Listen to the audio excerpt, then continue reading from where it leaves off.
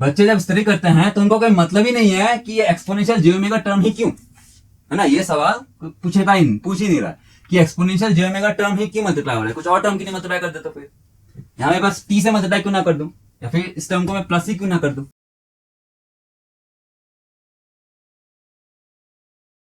Hello everyone, welcome to Singularity. आज का topic of discussion है standing waves in transmission line. ये एक आसान सा टॉपिक है और इसी वजह से जब भी स्टूडेंट ट्रांसमिशन लाइन चैप्टर को पढ़ते हैं इस टॉपिक को ऊपर से पढ़ के निकल जाते हैं। तो आज के इस डिस्कशन में हम इस टॉपिक से रिलेटेड सारी बातें करेंगे। तो शुरू करते हैं। एक ट्रांसमिशन लाइन एक टू कंडक्टर सिस्टम होता है जिसको हम लोग इस तरह रिप्रेजेंट करते हैं। ब्लैक कलर में मैंने रिप्रेजेंट किया है ट्रांसमिशन लाइन। उसके एक एंड पे हम लगाते हैं सोर्स, दूसरे एंड पे लगाते हैं लोड। करेक्ट है। अब हमारा इंटेंशन है कि इसको हम मैथमेटिकली मॉडल करेंगे। नाउ इसको हम मैथमेटिकली कैसे मॉडल करें।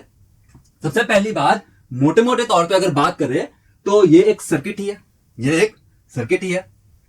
यहां पे इस लाइन पे कुछ रेजिस्टेंस होगा। सिंस ट्रांसमिशन लाइन को हम हाई फ्रीक्वेंसी में ऑपरेट करते हैं तो बात आ जाएगी कैपेसिटेंस की, क्योंकि ये दो कंडक्टर है, बीच में डाइलेक्ट्रिक होगा, एयर भी होगा, तभी एयर भी डाइलेक्ट्रिक ही होता है। तो कैपेसिटेंस की बात आ गई।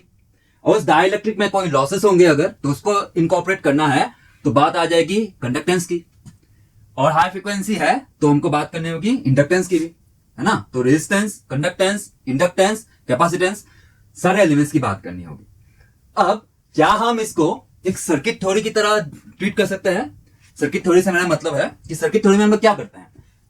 सर्किट थ्योरी में मैं अगर आपको एक वायर दे दूं, ठीक है, और पूछूं कि इस वायर में रेजिस्टेंस कितना है, तो हम क्या करते हैं, तो इसको एक इक्विवेलेंट मॉडल से रिप्रेजेंट करते हैं इस तरह, बस एक रेजिस्टेंस से। करेक्ट, बस एक रेजिस्टेंस से इस तरह रिप्रेजेंट कर देते हैं। या फिर मैं पूछूं इस पे कैपेसिटेंस कितना है, वही काम, है ना, बस एक कैपेसिटेंस से रिप्रेजेंट कर देते हैं इस तरह। तो सवाल ये है कि क्या मैं इस सर्किट को भी, है ना, इस सर्किट को, इस लाइन को भी मैं इसी तरह RLGC, चार बातें किया था मैंने, चार एलिमेंट्स को कंसीडर करने होंगे RLGC, सारे को मैं क्या इसी तरह रेजिस्टेंस कैपेसिटेंस से रिप्रेजेंट कर दूं जैसे हम लोग सर्किट थ्योरी में करते हैं। जो मैंने इसको दिखाया कि एक वायर को हम लोग रेजिस्टेंस से या फिर कैपेसिटेंस जो भी है इस तरह रिप्रेजेंट कर सकते हैं। इस कंसेप्ट को बोलते हैं लम्प्ड एलिमेंट कंसेप्ट। ठीक है, लम्प्ड एलिमेंट, क्योंकि पूरे एलिमेंट को मैंने लम्प में एक रेजिस्टर से दिखा दिया या फिर एक कैपेसिटेंस से दिखा सकते हैं, जो भी है। तो इसको बोलते हैं हम लोग लम्प्ड थ्योरी। ठीक है, लम्प्ड एलिमेंट्स थ्योरी। लेकिन ये लम्प्ड एलिमेंट का कंसेप्ट हम इस लाइन पे, ट्रांसमिशन लाइन पे नहीं लगा सकते। सवाल है क्यों। क्योंकि जब भी आप सर्किट थ्योरी पढ़ते हो जहां पे हम लोग लम्प्ड एलिमेंट का कंसेप्ट लगाते हैं वो होता है सर लो फ्रीक्वेंसी में, वो होता है लो फ्रीक्वेंसी में। और हमें पता है एक ट्रांसमिशन लाइन ऑपरेट होता है हाई फ्रीक्वेंसी में। करेक्ट है। तो हाई फ्रीक्वेंसी में ऑपरेट हो तो हम लोग ऐसा क्या हो जाता है कि लम्प्ड एलिमेंट्स का कंसेप्ट नहीं लगेगा। बात करते हैं। अगर मैं लो फ्रीक्वेंसी की बात करूं, लो फ्रीक्वेंसी की बात करूं जो हम लोग के सर्किट थ्योरी में लगता है, तो लो फ्रीक्वेंसी हो गया, उसका मतलब ये भी है इसका वेवलेंथ लंबा होगा, लॉन्ग वेवलेंथ, है ना, लॉन्ग वेवलेंथ, लॉन्ग वेवलेंथ होगा।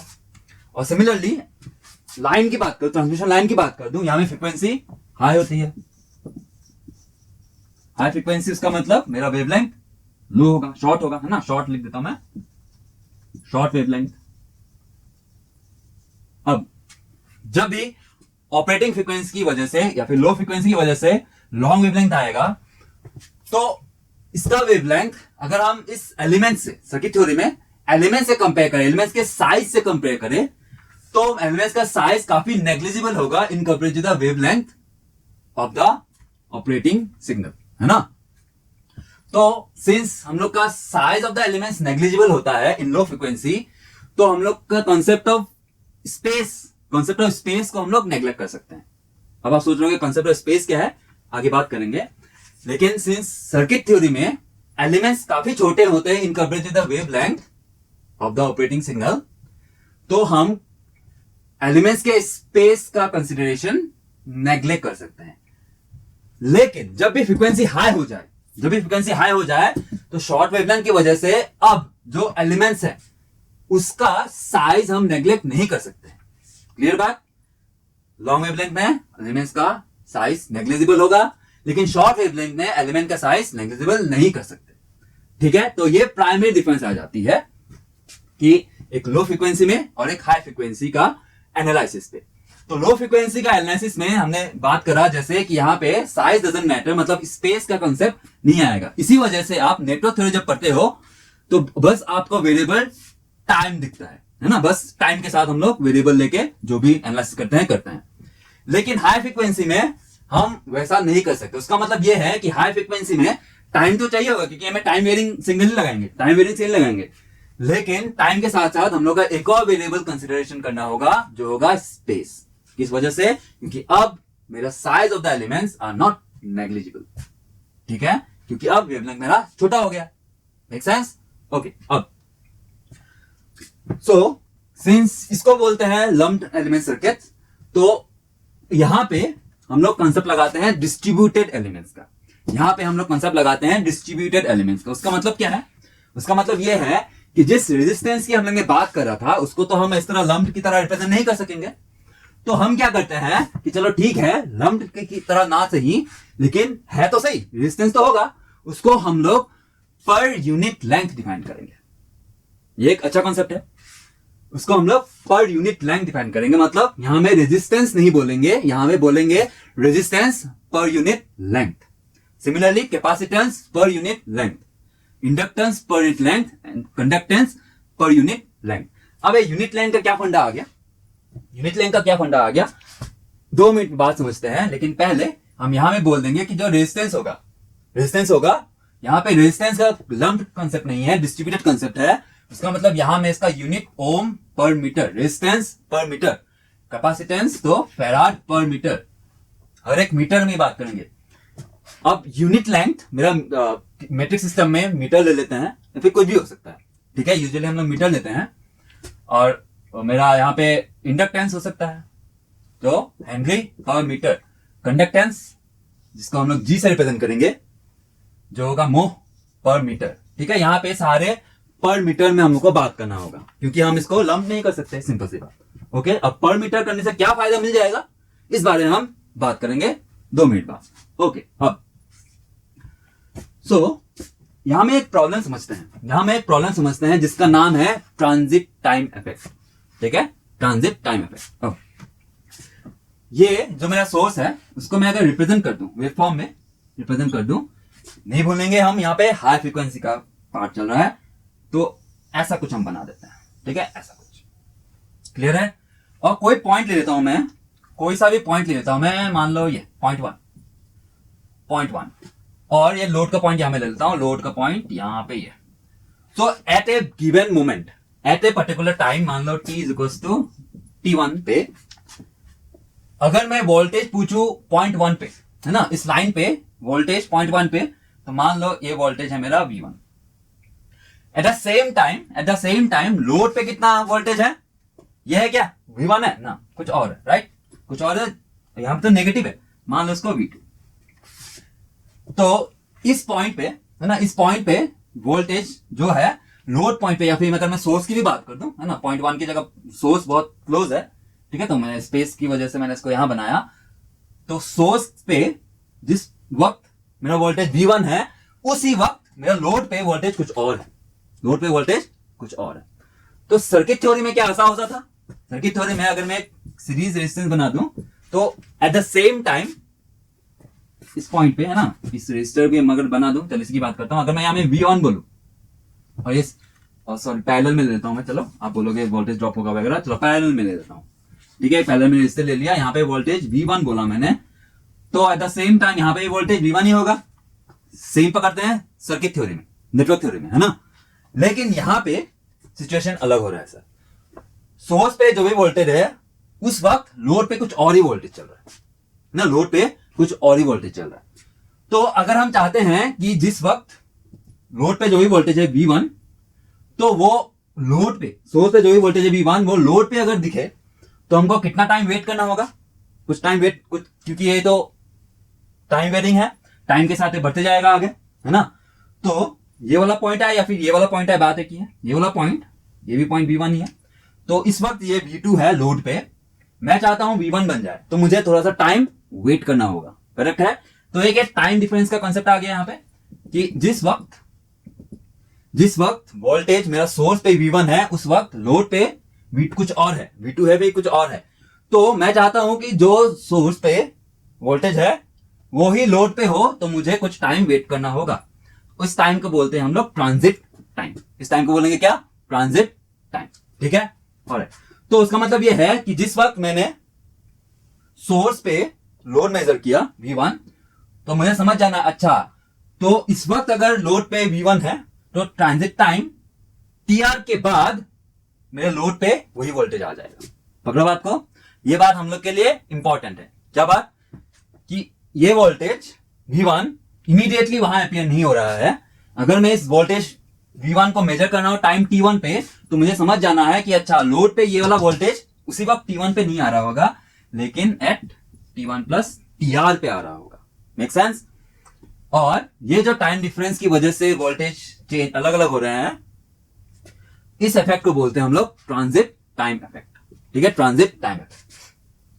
और ये भी बात आपको समझनी है कि जिस वक्त लोड पे मेरा वोल्टेज V1 पहुंच गया होगा, उस वक्त सोर्स पे कुछ और ही वोल्टेज चल रहा होगा, है ना? सोर्स पे कुछ और ही वोल्टेज पहुंच जाएगा। Make sense? तो इस बात को हम लोग को ध्यान में रखना है और इसको मॉडलिंग के वक्त हमको पकड़ना है ना? बोला था मैंने कि हम लोग को इसको मैथमेटिकली मॉडल करने का आइडिया है, तो हम इस बात को इनकॉर्पोरेट करना पड़ेगा, या फिर हमको समझना होगा कि अच्छा ये यहां पे जो हम लोग सिंपल सर्किट थ्योरी में करते थे, ये सब बातें सोचते थे क्या नेटवर्क थ्योरी में? बिल्कुल नहीं। यहां पे हमको सोचना पड़ेगा, ठीक है? ऑलराइट नाउ, तो ये मैंने एक बात करा एक प्रॉब्लम का। तो सबसे पहली बात करा कि यहाँ पे रेजिस्टेंस, बस पूरे रेजिस्टेंस पे नहीं, हमें डिस्ट्रीब्यूटेड एलिमेंट्स का कंसेप्ट लगेगा। तो रेजिस्टेंस पर यूनिट लेंथ हम लोग का मैट्रिक सिस्टम में मीटर ले लेते हैं हम लोग, तो ओम पर मीटर लिखा मैंने। ठीक है, तो सारे जो एलिमेंट्स हम लोग के नेटवर्क थ्योरी में, तो यहाँ पे पर यूनिट लेंथ का कॉन्सेप्ट लगेगा। दूसरी बात मैंने ये बताया कि यहाँ पे हम लोग को एक प्रॉब्लम है जिसको हम लोग ने नाम दिया transit time effect. Clear? Okay, अब बात करते हैं सॉल्यूशन की, है ना? क्योंकि हमको तो मॉडल करना है, तो मॉडल करने से पहले जो भी प्रॉब्लम था हम लोग ने बात करा। अब बात करते हैं इसके सॉल्यूशन की। तो सॉल्यूशन जब भी बात करते हैं इंजीनियरिंग में, तो प्रॉब्लम को हमको और प्रॉपर्ली समझना होगा, या फिर बेसिक प्रॉब्लम जो मेन जो जड़ है उसको पकड़ना होगा। तो यहां में जड़ क्या समझ में आता है? अगर बात करें तो यहां में जड़ क्या समझ में आ रहा है? प्रॉब्लम यह है कि ये जो टाइम पीरियड है इस वक्त हाई फ्रीक्वेंसी की वजह से वो काफी छोटा हो गया in comparison to the element, या फिर इस केस में वायर। ठीक है, तो उसका मतलब ये है कि ये टाइम पीरियड अगर इस एलिमेंट के मुकाबले बड़ा होता तब ये प्रॉब्लम नहीं होती, डेफिनेटली नहीं होती। तब वही तो कंसेप्ट बात हो जाएगी वापस से। लो फ्रीक्वेंसी में वही होता है ना, लो फ्रीक्वेंसी में ये होता है कि टाइम पीरियड बड़ा है तो उसका स्पेस छोटा पड़ जाता है, हम उसको नेग्लेक्ट कर सकते हैं। तो यहां पे वो सिचुएशन नहीं हो रहा, तो टाइम पीरियड बहुत लंबा है, तो इस वजह से ये सर्किट एलिमेंट का कंसेप्ट नहीं लगेगा। अच्छा, तो क्या हम ऐसा कर सकते हैं कि चलो बड़े पूरे लाइन पे तो नहीं, तो इसके छोटे छोटे भाग पे, है ना, छोटे छोटे स्पेस पे, छोटे छोटे क्या बोलेंगे इसको, एलिमेंट्स पे अगर बात करें, तब तो ये मेरा टाइम पीरियड बड़ा होगा। किसके लिए वजह से? तो मान लो इस कोई भी एलिमेंट यहां में ड्रॉ कर लेता हूं मैं, यहां पे ये डिस्टेंस डेल एक्स।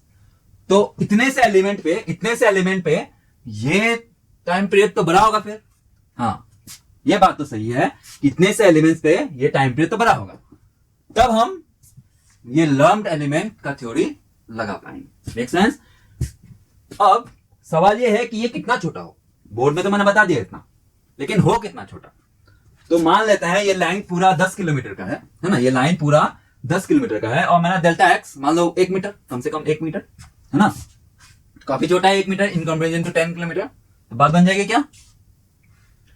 डिपेंड करेगा कि फ्रीक्वेंसी कितना है। मान लो किसी पर्टिकुलर फ्रीक्वेंसी f1 के लिए मेरा ये डेल्टा एक्स काफी छोटा हो गया और ये मेरा टाइम पीरियड काफी बड़ा हो गया। ठीक है, तो हम लम्प सर्किट का कंसेप्ट लगा पाएंगे।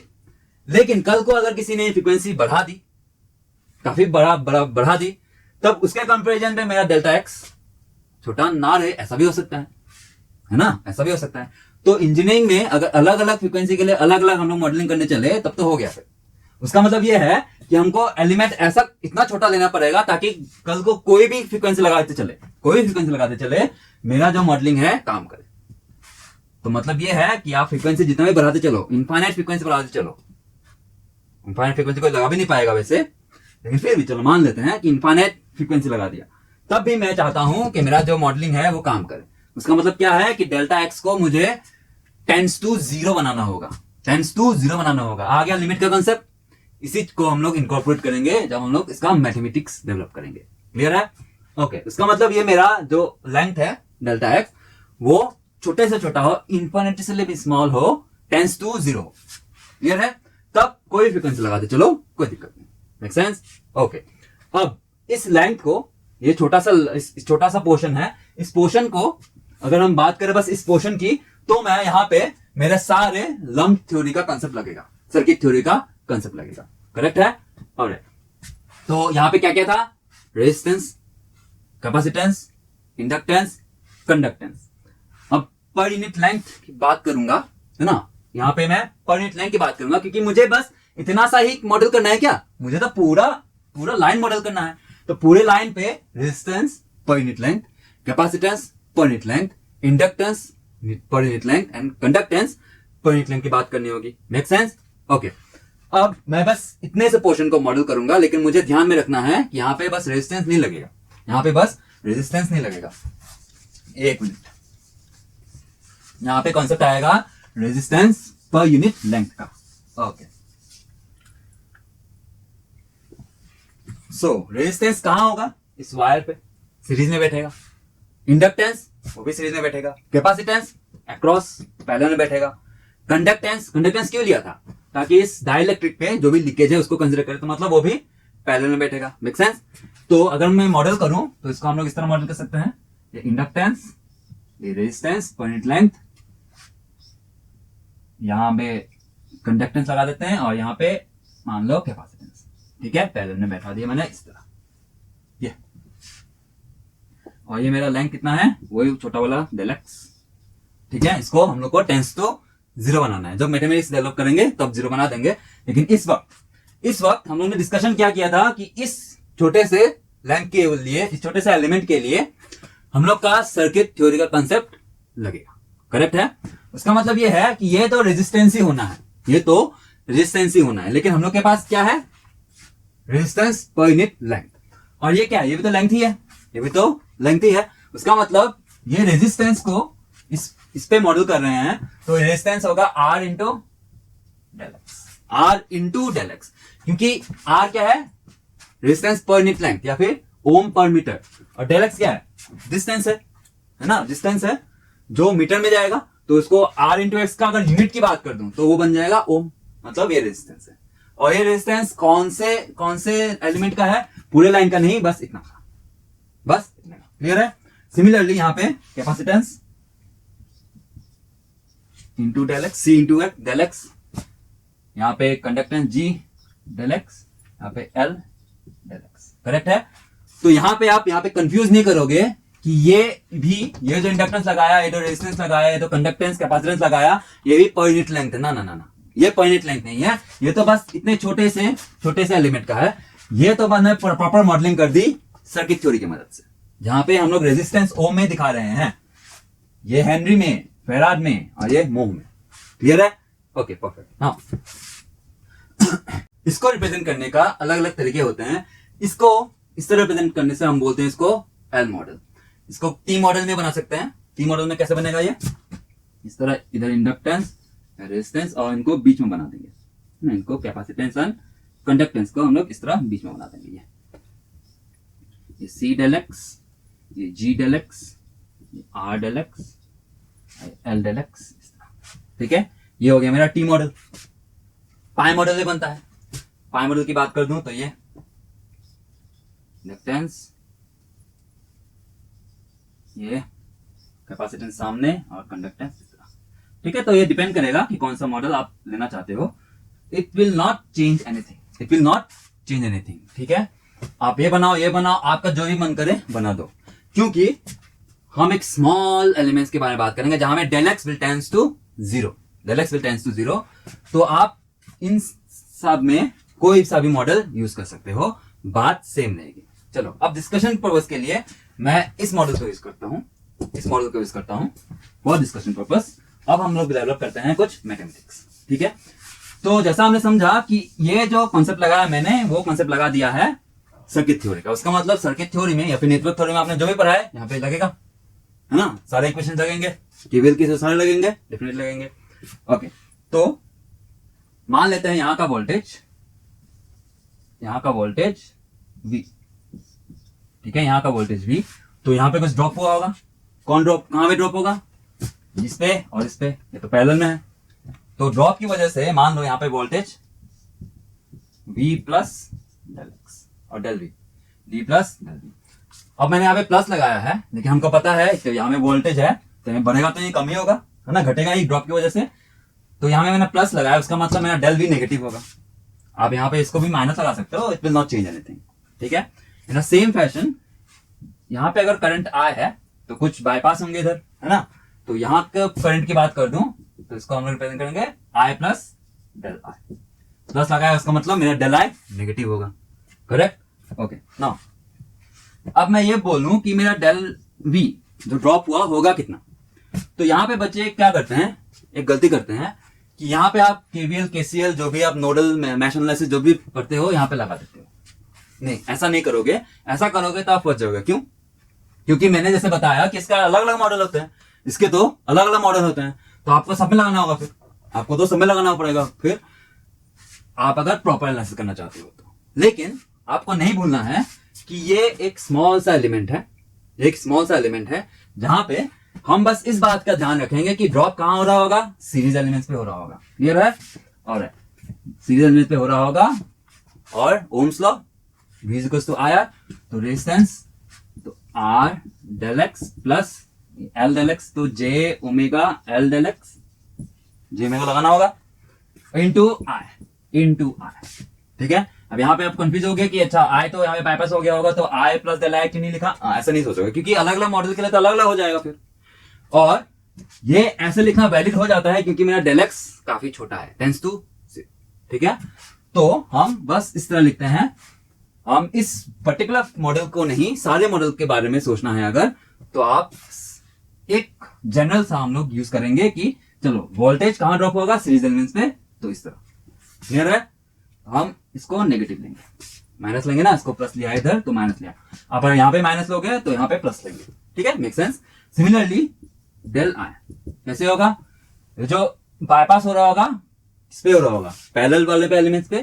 तो सिमिलरली ये G del x plus J omega C del x into voltage, है ना, ओम्स लॉ। और माइनस क्यों? क्योंकि मैंने यहाँ में प्लस लिया, अदरवाइज वहां पे प्लस माइनस होता तो यहाँ में मैं प्लस लगाता। Make sense? तो यहाँ पे हम डायरेक्ट केवीएल केसीएल नहीं लगाते हैं, हम इस बात को समझते हैं या फिर इसको ओवरऑल समझते हैं कि वोल्टेज कहां ड्रॉप हुआ होगा, सीरीज एलिमेंट्स पे। करेंट्स कहां बाईपास हुए होंगे, शंट एलिमेंट्स पे। क्लियर है? और अब आगे बढ़ते हैं। इसको मैं अगर थोड़ा सा रीअरेंज करके लिख दूं तो del V by del x is equals to minus R plus J omega L into I। दूसरा वाला del I by del x is equals to minus G plus J omega C। Correct? अब हमने क्या बात किया था कि सारे फ्रीक्वेंसी के लिए मेरा मैथमेटिकल मॉडल प्रॉपर हो जाए तो डेल एक्स को टेंस टू 0 बनाना होगा। तो आ जाएगा लिमिट का कॉन्सेप्ट, है ना। तो मेरा limit del x tends to 0, इधर भी limit del x tends to 0, correct. और ये वाला टर्म डेरिवेटिव में बदल जाएगा, है ना, बेसिक डेरिवेटिव बचपन में पढ़ते हैं। तो dv बाय dx बन जाएगा, करेक्ट। ये बन जाएगा आपका dv by dx, dv by dx। Similarly ये वाला टर्म बन जाएगा आपका di by dx, basic mathematics, है ना, डेरिवेटिव का di बाय dx। अब ये दोनों इक्वेशन कपल्ड है आपस में, मतलब क्या, वोल्टेज का टर्म में करंट है, करंट का टर्म में वोल्टेज है, कपल्ड है। तो उसको हम लोग को डीकपल करना है। तो मैं क्या करता हूं, एक बार और डिफरेंशिएट कर देता हूं विद रिस्पेक्ट टू x। उससे क्या होगा देखते हैं, D square v by D X square is equal to ये R plus J omega L, ये D I by D X बन जाएगा, D I by D X ये, और दूसरा D square I by D X square is equal to minus G plus J omega C, और ये DV by D X. Correct. अब हमको करने क्या था, डीकपल, तो ये वाला D I by D x यहाँ रिप्लेस कर देंगे और ये वाला डीवी बाई डी एक्स यहाँ रिप्लेस कर देंगे, हो जाएगा काम डीकपल का। चलो करते हैं।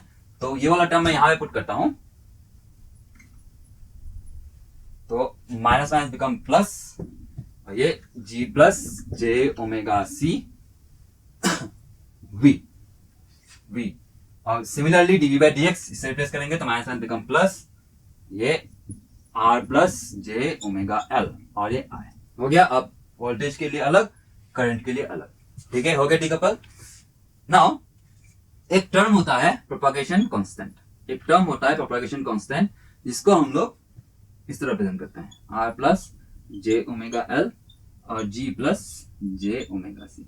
इस प्रोपागेशन कांस्टेंट के बारे में किसी और वीडियो में बात करूंगा आगे, लेकिन अब हमको समझना है कि अच्छा ये वाला टर्म तो यहां दिख रहा है दोनों पे, तो अगर मैं रिप्लेस कर दूं तो हमको क्या मिल गए, दो equation, D square B by D X square is equal to gamma square B, दूसरा equation D square I by D X square is equal to gamma square I. तो करंट के लिए जो भी इक्वेशन आया और वोल्टेज के लिए भी जो भी इक्वेशन आया एग्जैक्टली सेम सेम लग रहे हैं, है ना, एग्जैक्टली सेम सेम लग रहे हैं। नाउ ये कैसे इक्वेशन है, ये डिफरेंशियल इक्वेशन है ना, ये डिफरेंशियल इक्वेशन है। कौन से टाइप का, homogeneous with constant coefficient, constant coefficient. यहाँ पे प्रोपगेशन कांस्टेंट में एलिमेंट्स सारे देखो, फ्रीक्वेंसी हम कांस्टेंट मानेंगे, ठीक है, हमें फ्रीक्वेंसी अलग अलग की बात नहीं कर रहे हैं हम लोग, सारा फ्रीक्वेंसी कांस्टेंट है, तो पूरा टर्म कांस्टेंट ही है।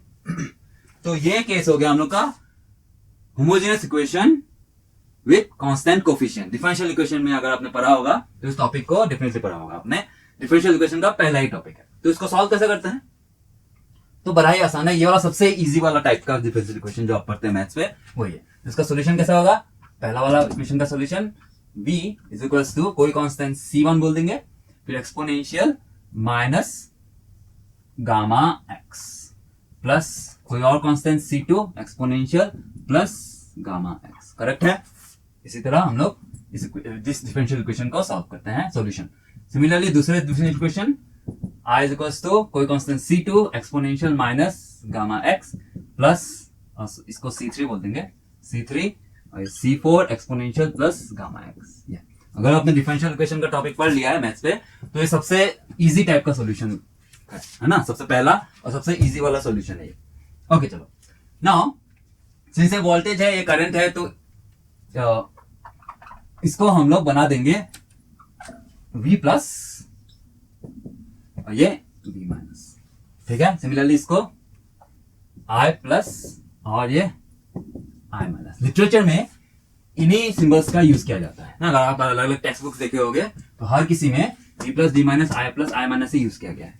और ये होंगे कितने, इसको एवेल्युएट करने के लिए हमको बाउंड्री कंडीशंस का नीड पड़ता है ना। अगर आपको बाउंड्री कंडीशन दे दूं तो आप बड़े आसानी से इनको कैलकुलेट कर सकते हो, या फिर ट्रांसमिशन लाइन के कॉन्सेप्ट पे हम इनको डायरेक्टली एवेल्युएट नहीं करते हैं, इसको यूज करके हम कुछ अलग अलग पैरामीटर्स डिफाइन करते हैं, ठीक है। तो आगे आने वाले वीडियो में उनकी बात करूंगा, लेकिन फिलहाल से अभी के लिए हम इसको ऐसे रखेंगे, ठीक है। हाँ, तो ये हम लोग का इस डिफरेंशियल इक्वेशन का सॉल्यूशन मिला, या फिर इस सर्किट का जो भी मैथमेटिकल मॉडल करना था हमें, तो उसका मैथमेटिकल रिजल्ट है ना, डिफरेंशियल इक्वेशन का रिजल्ट हम लोग के सामने है। यहाँ पे इस इक्वेशन को अगर हम देखें ध्यान से तो यहाँ पे वेरिएबल बस x है। x मतलब मेरा ये x कहां से आता है, डेल x स्पेस का, है ना। मेरा बस यहाँ पे स्पेस वेरिएबल इनकॉर्पोरेट किया गया है, लेकिन हमको ये नहीं भूलना है कि यहाँ पे जो इनपुट लगाया है वो एक टाइम वेरिंग सोर्स है। तो उसका मतलब यहाँ पे टाइम वेरिंग का कॉन्सेप्ट आएगा कि नहीं आएगा, आएगा। तो हमको टाइम एज ए वेरिएबल लेना होगा, क्योंकि स्पेस वेरिएबल तो उन्होंने ले लिया, स्पेस वेरिएबल हमने ले लिया, डिस्ट्रीब्यूटेड एलिमेंट्स के कॉन्सेप्ट पे स्पेस आना था, आ गया। टाइम मिसिंग है ना, टाइम मिसिंग है। तो हम लोग क्या करते हैं, तो इस इक्वेशंस में हम लोग एक्सपोनेंशियल j ओमेगा t का टर्म मल्टीप्लाई कर देते हैं। दिखाता हूं मैं, तो v इसको हम लोग बनाएंगे, स्पेस का तो फंक्शन है ही, तो टाइम का भी फंक्शन बनाना है, टाइम एंड स्पेस दोनों का फंक्शन बनेगा। तो है तो ये v plus exponential minus omega x plus v minus exponential plus omega x, correct, और गामा एक्स, और इस टर्म को मल्टीप्लाई करेंगे एक्सपोनेंशियल j ओमेगा t से। सिमिलरली i को भी हमको टाइम एंड स्पेस दोनों का फंक्शन बनाना है, तो t x is equals to i plus exponential minus gamma x plus i minus exponential plus gamma x. इस टर्म को हम मल्टीप्लाई करेंगे एक्सपोनेंशियल j ओमेगा t। अगर आप कोई भी टेक्स्ट बुक उठा के देखो तो इसी तरह हम इसको एक्सपोनेंशियल j ओमेगा t से मल्टीप्लाई करते हैं, या फिर जो पढ़ा भी रहे हैं तो इस तरह हम, आपने देखा होगा कि इस तरह हम लोग एक्सपोनेंशियल j ओमेगा t को मल्टीप्लाई करते हैं जब भी बात आती है टाइम वेरिएबल को इंट्रोड्यूस करने का, करेक्ट है। अब बच्चे जब स्टडी करते हैं तो उनको कोई मतलब ही नहीं है कि ये एक्सपोनेंशियल j ओमेगा टर्म ही क्यों, है ना, ये सवाल पूछ ही नहीं रहा कि एक्सपोनेंशियल j ओमेगा टर्म ही क्यों मल्टीप्लाई हो रहा है, कुछ और टर्म की नहीं मल्टीप्लाई कर दे तो फिर यहां मैं बस t से मल्टीप्लाई क्यों ना कर दूं, या फिर इस टर्म को मैं प्लस ही क्यों ना कर दूं, मल्टीप्लाई ही क्यों, या फिर एक्सपोनेंशियल j ओमेगा टर्म ही क्यों, कोई पूछ नहीं रहा, किसको मतलब ही नहीं है, बस पढ़े जा रहे हैं, या फिर जो भी सोचता है उसको जवाब ही नहीं मिल रहा तो वो भी अटके आगे निकल जाता है, अपने ही सवाल को गटक जाता है। ऐसा नहीं करना है। तो आज हम इस बारे में बात करेंगे कि एक्सपोनेंशियल j ओमेगा टर्म ही क्यों मल्टीप्लाई किया जाता है जब भी हम EMT में टाइम वेरिएबल को इनकॉर्पोरेट करना चाहते हैं, ठीक है। ऑलराइट, क्लीन करता हूं। अब अगर मैं एक्सपोनेंशियल j ओमेगा t की बजाय एक्सपोनेंशियल jx की बात कर दूं, बस एक्सपोनेंशियल jx की बात कर दूं बस, अगर मैं x को इंक्रीज करते चलूं, तो इसका प्लॉट कैसे दिखेगा सर, ये प्लॉट बनेगा कॉम्प्लेक्स प्लेन में, और जैसे जैसे x को इंक्रीज करते चलेंगे, मान लो x इक्वल टू 0, यहां एक्सपोनेंशियल 0, ये वैल्यू 1, और x को जैसे जैसे इंक्रीज करते चलेंगे ये इस तरह सर्कल में घूमेगा, करेक्ट है, इस तरह सर्कल में घूमेगा।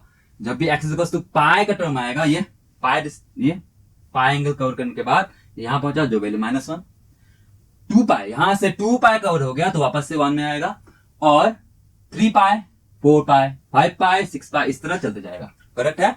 उसका मतलब यह है कि ये वाला टर्म जैसे जैसे x बढ़ेगा और जितना भी x बढ़ेगा उतना ही ये कवर करते चलेगा, है ना।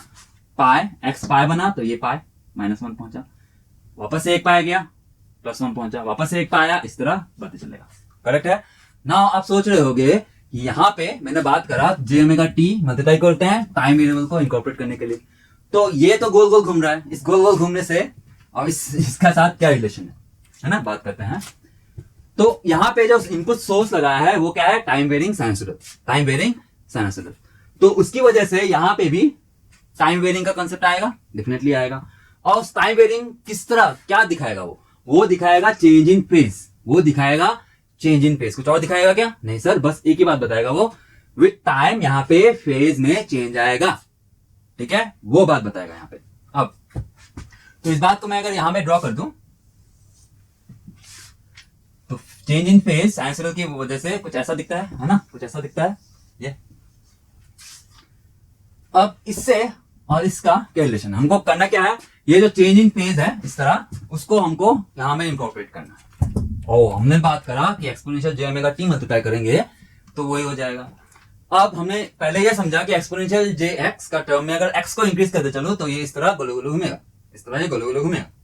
दूसरी बात ये है कि टाइम के वेरिंग होने की वजह से यहाँ पे फेज चेंज आएगा जो इस तरह कुछ दिखेगा, और ये कुछ अलग नहीं है, दिखाता हूं आपको। आप यहाँ पे देखो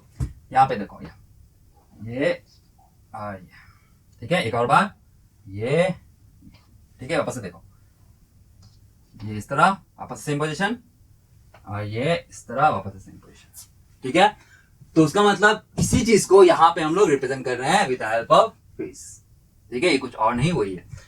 अब अगर मैं x को रिप्लेस करके ओमेगा t लिख दूं, और ये एक्सिस भी हम लोग का ओमेगा t एक्सिस होता है ना, तो जैसे जैसे ओमेगा t बढ़ेगा, ओमेगा ऐसे कांस्टेंट रखा है, तो t जैसे जैसे बढ़ेगा तो उसी तरह ये फेज का कंसेप्ट आएगा, या फिर उसी तरह ये फेज का वेरिंग आएगा कि नहीं आएगा।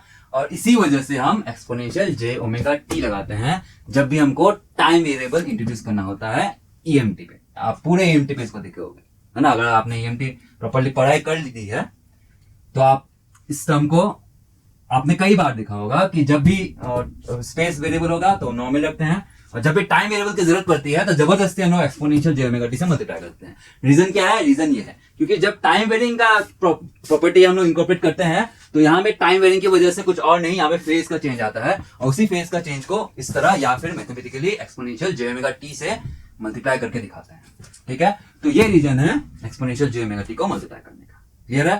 चलो आगे बढ़ते हैं ना। अगर मैं मल्टीप्लाई कर ही दूं तो हमको क्या मिलेगा? वोल्टेज, टाइम एंड स्पेस का वेरिएबल, तो v प्लस एक्सपोनेंशियल, ये मल्टीप्लाई कर दिया तो ये J omega T minus gamma x plus ये v minus exponential J omega T plus gamma X. Similarly ये करंट का term I of t comma x is equals to I plus exponential j omega t minus gamma x plus I minus exponential j omega t plus gamma x. Now, एक propagation constant एक complex number होता है, complex number होता है और इसको हम लोग रिप्रेजेंट करते हैं एक कॉम्प्लेक्स फॉर्म में इस तरह अल्फा प्लस जे बीटा, जहां पे अल्फा मेरा एटेन्युएशन कांस्टेंट होगा, बीटा मेरा फेज कांस्टेंट होगा। ठीक है, तो इस बारे में किसी और वीडियो में बात करूंगा प्रॉपर्ली। तो अभी के लिए हम क्या करेंगे कि इस गामा को अल्फा प्लस जे बीटा अगर मैं यहाँ पे पुट कर दूं, है ना, gamma is to alpha plus J beta में पुट कर दूं तो यहाँ में अल्फा का टर्म अलग से लिख देते हैं और फेज का टर्म अलग से लिख लेते हैं। तो एक्सपोनेंशियल माइनस अल्फा एक्स, इधर फिर exponential J omega T minus beta X, एक ही टर्म आ जाएगा। दूसरा टर्म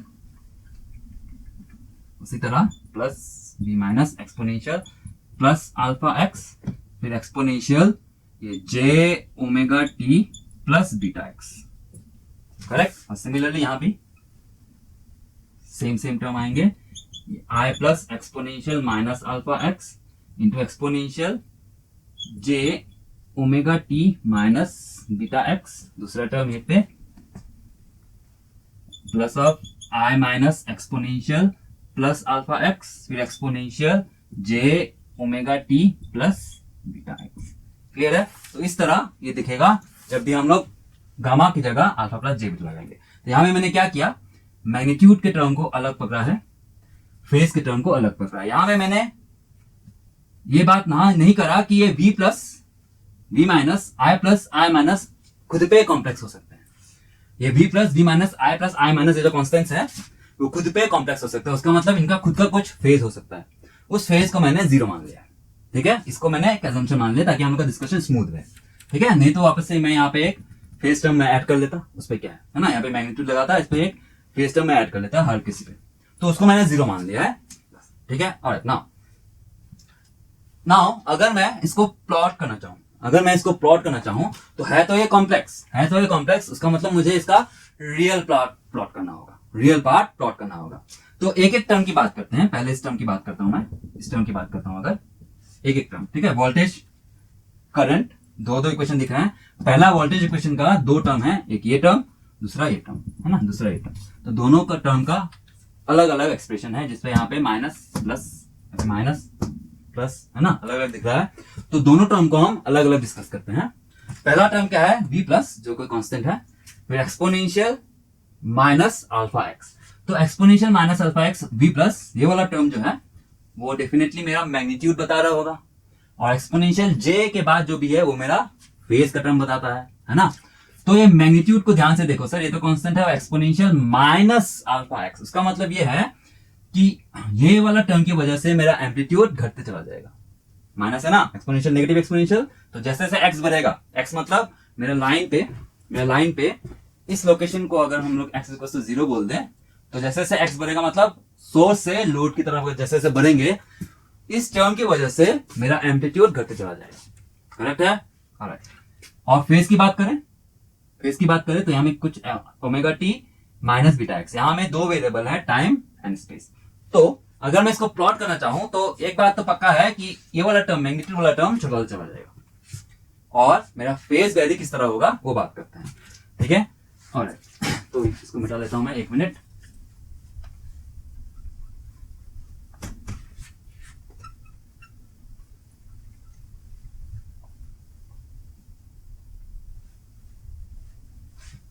ओके, नाउ सिंस हमको प्लॉट करना है तो हम पूरे कॉम्प्लेक्स टर्म को exponential J omega T minus beta X, ये तो कॉम्प्लेक्स टर्म हो गया है ना, जिसको ऑर्डर फॉर्मेट में खोल दे तो कॉस प्लस जे साइन के फॉर्म में आता है, तो कॉम्प्लेक्स है। तो कॉम्प्लेक्स तो हम प्लॉट नहीं कर पाएंगे, तो हम प्लॉट करते हैं बस रियल पार्ट। तो इसका अगर रियल पार्ट की बात करूं, स्पेस टर्म का बस रियल पार्ट की बात करूं, तो क्या होगा, cos omega T minus beta x with help of order format. तो हम लोग का real part of the phase exponential J omega T minus beta x, तो इसका रियल पार्ट है बस cos of omega T minus beta x. अब ध्यान देने वाली बात यह है कि ये दो वेरिएबल से बना है, एक टाइम वेरिएबल, एक स्पेस वेरिएबल एक्स, ठीक है। अब इसको प्लॉट करते वक्त हम दोनों वेरिएबल को नहीं बदलेंगे, एक को कांस्टेंट मानेंगे, टाइम को कांस्टेंट मान के चलते हैं, टी इक्वल टू मान लो 1 सेकंड पे, टी इक्वल टू मान लो 1 सेकंड पे। अब एक्स को वेरी करेंगे तो शेप कैसा दिखेगा, कॉस का जो शेप होता है वही दिखेगा, है ना।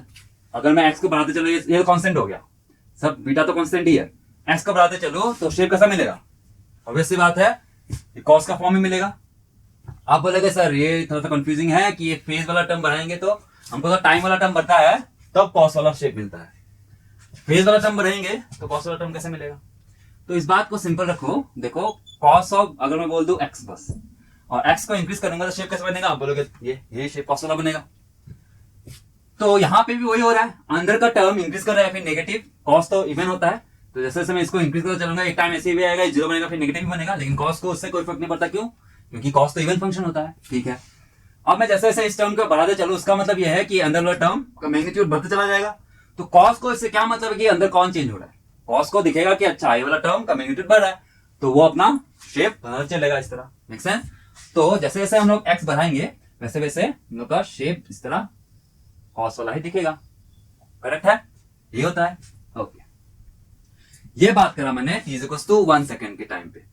अब अगर मैं टाइम बढ़ा दूं, t इक्वल्स टू मान लो 2 सेकंड कर दो, 2 सेकंड कर दो, सो ये वाला प्लॉट आगे शिफ्ट हो जाता है, ये वाला प्लॉट आगे शिफ्ट हो जाता है, क्यों, इस बात को समझने के लिए मान लो कोई पॉइंट, ये कोई पॉइंट P मान लो, point P, time t1 second से पॉइंट P को जनरेट होते पे मान लेते हैं इतना टाइम लगा, कितना टाइम लगा, ये t1 टाइम लगा।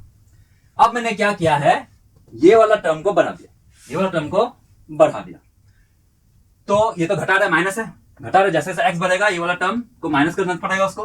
तो पहले क्या था, जब t इक्वल्स टू 1 था, जो भी ये टर्म था उसको t1 टाइम लग गया p पॉइंट को जनरेट करने में।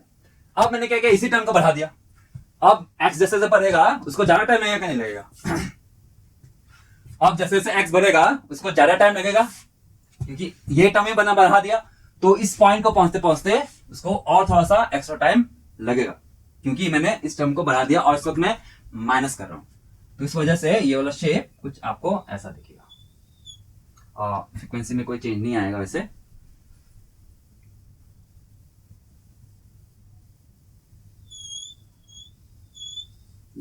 ठीक है। तो अब ये पॉइंट P मेरा P पॉइंट जनरेट करने के लिए उसको थोड़ा सा एक्स्ट्रा टाइम लगेगा, चलो मैं यहां से बना देता हूं ये इस तरह, ठीक है। जनरेट तो सेम टाइम से हो रहा है, लेकिन उसको t1 प्लस कुछ एक्स्ट्रा टाइम लगेगा, डिपेंड करेगा मैंने कितना बढ़ाया, है ना। यहाँ पे 1 सेकंड से 2 सेकंड बढ़ाया तो ये वाला पॉइंट जनरेट करने के लिए उसको थोड़ा सा एक्स्ट्रा टाइम लगेगा, क्योंकि अभी बड़ा हो चुका है।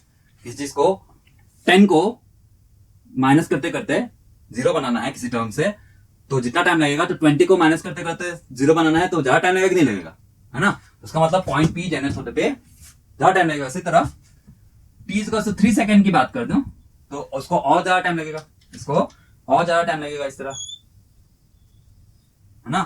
पॉइंट P अब यहां से यहां इतना टाइम लगा, पहले इतना टाइम लग रहा था, अब ज्यादा टाइम लगेगा, है ना। तो ये, तो अगर हम बस पॉइंट P को पकड़ के चले, टाइम छोड़ दें, है ना, टाइम को बढ़ाते चले, छोड़ दे नहीं, बढ़ाते चले, बस पॉइंट P पे फोकस करके टाइम को आगे बढ़ने दे, तो पॉइंट P आगे ज्यादा दिखेगा, पॉइंट P आगे ज्यादा दिखेगा। और यही कॉन्सेप्ट है आपका ट्रेवलिंग वेव का, travelling wave, correct. Travelling wave कौन से डायरेक्शन में ट्रेवल हो रहा होगा, पॉइंट P को पकड़ा और इस तरह ये आगे जा रहा है, मतलब इस डायरेक्शन में ट्रेवलिंग वेव आपका बना, करेक्ट है। ऑलराइट, इस कॉन्सेप्ट को आपने बचपन में पढ़ा होगा किसी स्कूल में, है ना, जब स्कूलिंग कर रहे हैं तो इस कॉन्सेप्ट को पढ़ा होगा, जो ये ट्रेवलिंग वेव का कॉन्सेप्ट बताते हैं। नाउ अब मुद्दे पे आते हैं ये मुद्दा क्या है हम लोग का, स्टैंडिंग वेव। अब स्टैंडिंग वेव कैसे जनरेट होता है? स्टैंडिंग वेव तभी जनरेट होगा जब एक ट्रैवलिंग वेव को आप एक ऑपोजिट डायरेक्शन में एक ट्रैवलिंग वेव और दे दें। ठीक है, ये ट्रैवलिंग वेव जा रहा है, एग्जैक्टली इसके एक ऑपोजिट डायरेक्शन में अगर ट्रैवलिंग वेव लगाओगे तब आपको मिलता है स्टैंडिंग वेव। यहां पे आपको एनिमेशन पे दिख रहा होगा किस तरह ऑपोजिट वेव आने की वजह से स्टैंडिंग वेव जनरेट होता है। करेक्ट है? ओके ना, अब अभी तक हमने क्या बात करा इस टर्म का। दूसरा टर्म में अगर फोकस करें तो ये है, यहां पे जैसे जैसे एक्स बढ़ेगा, जैसे जैसे एक्स बढ़ेगा उसका एम्पलीट्यूड इंक्रीज होगा। जैसे जैसे एक्स बढ़ेगा, मेरा मतलब ये है कि सोर्स से लोड की तरफ जाएंगे वैसे वैसे मेरा एम्पलीट्यूड बढ़ेगा, क्योंकि एक्सपोनेंशियल प्लस अल्फा एक्स है, जहां पे अल्फा मेरा क्या है, एटेन्यूएशन कांस्टेंट है ना। तो यहाँ पे एक्सपोनेंशियल प्लस है, तो जैसे जैसे हम लोग सोर्स से लोड की तरफ बढ़ेंगे वैसे वैसे मेरा एम्पलीट्यूड बढ़ता हुआ दिखेगा। ऑब्वियस सी बात है ना। अब फेज की बात करते हैं, है ना। अगर हम फेज की बात करते हैं तो मैं यहां ड्रॉ करता हूं।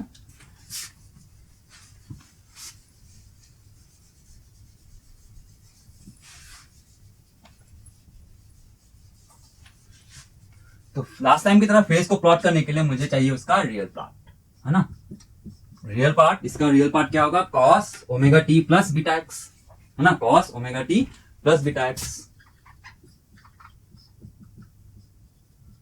और इस वक्त हम टाइम को कांस्टेंट मान लेंगे, कोई टाइम t1 मान लेते हैं, तो t इक्वल्स टू 1 सेकंड मान लेते हैं। और जैसे x बढ़ेगा इसी तरह एक कॉस का विफम बनेगा, जैसे जैसे x बढ़ेगा वैसे वैसे कॉस का विफम बनेगा, है ना। तो ये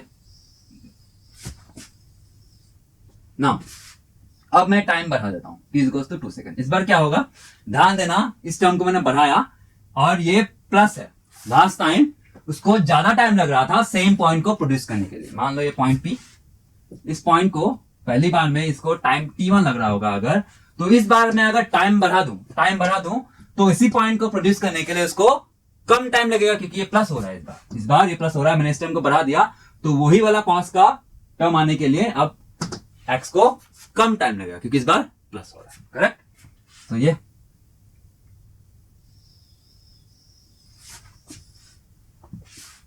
पॉइंट इस बार जल्दी जनरेट होगा। करेक्ट? सिमिलरली अगर t इक्वल टू 3 सेकंड में बोल दो और जल्दी होगा, है ना, और जल्दी होगा। मैं फ्रीक्वेंसी चेंज नहीं करना चाहता हूं, शायद ड्रॉ करते हुए फ्रीक्वेंसी अलग अलग दिख रहा होगा, लेकिन फ्रीक्वेंसी सबका सेम है। ठीक है, मैं बस इस पॉइंट की बात कर रहा हूं जो इस बार जल्दी जनरेट हुआ है। करेक्ट है? अब मैं इस तरह x इस डायरेक्शन में, ये डायरेक्शन मेरा x इंक्रीजिंग डायरेक्शन है। ठीक है, x इंक्रीजिंग डायरेक्शन है। x इंक्रीजिंग डायरेक्शन जब भी बोलूंगा उसका मतलब सोर्स से लोड की तरफ बढ़ रहे हैं। तो जब भी सोर्स से लोड की तरफ बढ़ रहे हैं तो हमको क्या दिख रहा है, ये तो जल्दी आ रहा है ना। मतलब इस पे इस बार मैं अगर टाइम को इस तरह आगे बढ़ने दूं, तो हमको क्या दिख रहा है कि ये भी इस बार ट्रेवलिंग वेव तो है, लेकिन इस डायरेक्शन में, मतलब इस बार ये इस डायरेक्शन में ट्रेवल कर रहा होगा, है ना। ट्रेवल कर रहा होगा मतलब आगे बढ़ रहा होगा। तो पीछे जा रहा है तो हमको पीछे से देखना होगा। Make sense? पीछे से देखें तो हाँ, इस बार ये आगे बढ़ रहा होगा, travelling wave in this direction, negative x direction. ठीक है, एक्स डायरेक्शन में नहीं, negative x direction. Negative x direction का मतलब यहाँ पे क्या है, लोड से सोर्स की तरफ ट्रेवल हो रहा होगा। ये भी एक ट्रेवलिंग वेव है, लेकिन इस डायरेक्शन में, नेगेटिव एक्स डायरेक्शन, लोड से सोर्स की तरफ ट्रेवल हो रहा होगा। अब हम लोग को दो टर्म थे, तो ये वाला term travelling wave in positive x direction या फिर travelling wave in direction of source to load. दूसरा वाला टर्म क्या दिखा रहा है, travelling wave in the direction of load to source. Exactly opposite. और हम इनको कर रहे हैं प्लस, मैथमेटिक्स में प्लस। तो ये और ये ऑपोजिट डायरेक्शन में है, ये और ये ऑपोजिट डायरेक्शन में है, और दोनों ही ऐड हो रहे हैं। तो बनेगा कि नहीं बनेगा स्टैंडिंग वेव? स्टैंडिंग वेव बनेगा कि नहीं बनेगा? डेफिनेटली बनेगा सर। इसी के अंदर एक ट्रेवलिंग वेव इस तरफ जा रहा है, सेम फ्रीक्वेंसी में एक ट्रेवलिंग वेव इस तरफ आ रहा है, तो स्टैंडिंग वेव तो बनना पक्का है सर। अब सवाल ये है कि ये क्या है, ट्रेवलिंग वेव जो बनते हैं या फिर स्टैंडिंग वेव जो बनते हैं, क्या हमको दिखते हैं? डेफिनेटली दिखेगा। अगर आपने डबल स्टब एक्सपेरिमेंट किया होगा लैब्स वगैरह में, तो आपको सीआरटी में या फिर कंप्यूटर स्क्रीन में दिखा होगा स्टैंडिंग वेव। ठीक है, तो वही हमको दिखता है। अगर खुली आंखों से थोड़ी दिखेगा, वेव थोड़ी दिखता है हमको खुली आंखों से। ठीक है, तो आपको सीआरटी वगैरह में अगर एक्सपेरिमेंट किया होगा, अगर आपने ट्रांसमिशन वेव लाइंस का तब मेजरमेंट जो करते हैं हम लोग, तो वो स्टैंडिंग वेव आपको दिखता है, डेफिनेटली दिखेगा। नाउ अगर हम ये बात करते हैं कि ये जो इस तरफ जो ट्रेवल हो रहा था, सोर्स से लोड ट्रेवल हो रहा था, वो तो समझ में आता है कि चलो इस सोर्स की वजह से आ रहा है। तो यहाँ पे कोई सोर्स है नहीं, तो इस तरफ क्यों ट्रेवल हो रहा था? एक ही आंसर है, लोड से रिफ्लेक्ट किया होगा। लोड से रिफ्लेक्ट किया होगा, तब जाके मेरा इस डायरेक्शन में ट्रेवलिंग वेव मिला होगा। Make sense? जब भी हम लोग का लोड लाइन के साथ मैच नहीं होता, तब हम लोग को इस तरह का रिफ्लेक्शन मिलता है। अब ये मैच लोड अनमैच लोड एक अलग टॉपिक है, इसको मैं किसी और वीडियो में कवर करूंगा। लेकिन अभी के लिए हम समझेंगे कि अच्छा ये जो स्टैंडिंग वेव बन रहा है, तो डेफिनेटली ये होगा कि अच्छा लोड मैच नहीं हुआ होगा। मतलब यहां का जो भी पावर मैंने ट्रांसमिट किया है, सारा का सारा पावर इस पे डिलीवर नहीं हुआ होगा, कुछ पावर रिफ्लेक्ट बैक कर रहा होगा। क्या अच्छी बात है? नहीं, ये अच्छी बात नहीं है, क्योंकि हम सोर्स लगा रहे हैं, यहाँ लोड लगा रहे हैं। यहाँ इंटेंशन क्या होता है कि जितना भी पावर दे रहा है भैया उसको मिल जाए, है ना? जितना भी पावर दे रहे हैं इसके लिए है, लाइन के लिए थोड़ी है, फिर रिफ्लेक्ट करने के लिए थोड़ी है। जो भी पावर है इसको मिल जाए। तो ये कब मिलेगा? जब भी मेरा लोड मैच लोड होगा। ये एक अच्छी बात है। लेकिन स्टैंडिंग वेव बन रहा है, उसका मतलब ये है कि अच्छा लोड कुछ वापस भेज रहा है, कुछ पावर रिफ्लेक्ट कर रहा है। ये एक बुरी बात है। उसका मतलब इन शॉर्ट स्टैंडिंग वेव बनना एक बुरी बात है। इसका मतलब ये भी है कि जब भी आप इस लाइन को एक प्रॉपर मैच लोड से टर्मिनेट करोगे, तो आपको कोई स्टैंडिंग वेव नहीं दिखेगा, बस आपको एक ट्रैवलिंग वेव ही दिखेगा। बस आपको एक ये ट्रैवलिंग वेव ही दिखेगा, ये रिटर्निंग वेव नहीं होगा। किस केस पे? जब ये लोड प्रॉपर्ली मैच हो जाए। अब लोड को किस तरह मैच करते हैं वगैरह वगैरह बात करेंगे किसी और वीडियो में, ठीक है? ऑलराइट, तो ये पूरी कहानी होगी मेरे स्टैंडिंग वेव की, ठीक है? मैथमेटिकली मैंने आपको दिखाया किस तरह हम लोग इक्वेशन की मदद से इसको समझ सकते हैं, कि बस लैब में एक्सपेरिमेंट करके स्टैंडिंग वेव दिखा इसलिए स्टैंडिंग वेव है, इस ऐसे हम लोग को नहीं सोचना है। हमको मैथमेटिकली बैकअप करना है, ठीक है? हमको मैथमेटिकली बैकअप करना है। इंजीनियर्स का यही काम है, सबसे पहला वसूल मैथमेटिकल बैकअप, ठीक है? तो मैंने आपको प्रॉपर्ली दिखाया किस तरह मैथमेटिक्स की मदद से हम लोग इस बारे में बात कर सकते हैं। जिस तरह हमको ट्रैवलिंग वेव दिखता है इन इक्वेशंस पे, एक्सपोनेंशियल जे ओमेगा टी क्यों मल्टीप्लाई करते हैं वगैरह वगैरह सारे बात करा, ठीक है? नाउ अभी इस वीक पे आपको डेली डोज पे इस टॉपिक से रिलेटेड क्वेश्चन मिलेंगे, ठीक है? आप उसको बड़े ईमानदारी से अटेम्प्ट करोगे और उसके बाद उसका वीडियो सोल्यूशन देखोगे, ठीक है? पहले आप डेफिनेटली उसको खुद से सॉल्व करने की कोशिश करो, ठीक है? और डेली डोज में मंडे से फ्राइडे तक मैं आपको 5 क्वेश्चन दूंगा इसी टॉपिक से रिलेटेड, ठीक है? हम इसी सिलसिले को जारी रखेंगे। मैं एक टॉपिक का वीडियो बनाऊंगा, यूट्यूब में डालूंगा, उसी टॉपिक से रिलेटेड मैं डेली डोज में क्वेश्चन डालूंगा, ठीक है? पूरे वीक क्वेश्चन आएगा आपको। अगर आपको पता नहीं डेली डोज क्या है, तो डिस्क्रिप्शन में आपको लिंक मिल जाएगा, तो वहां पे आपको सब कुछ प्रॉपर्ली सेग्रीगेटेड दिखेगा, प्रॉपर्ली अरेंज दिखेगा, अलग अलग टॉपिक के लिए अलग अलग क्वेश्चन, ठीक है? तो आप जरूर देख लें उसको, और उन क्वेश्चन को जरूर आपको अटेम्प्ट करना है, ठीक है? आई होप आपको ये डिस्कशन अच्छा लगा होगा। तो फिर लाइक शेयर सब्सक्राइब करें और मिलते हैं नेक्स्ट वीडियो में। Thank you.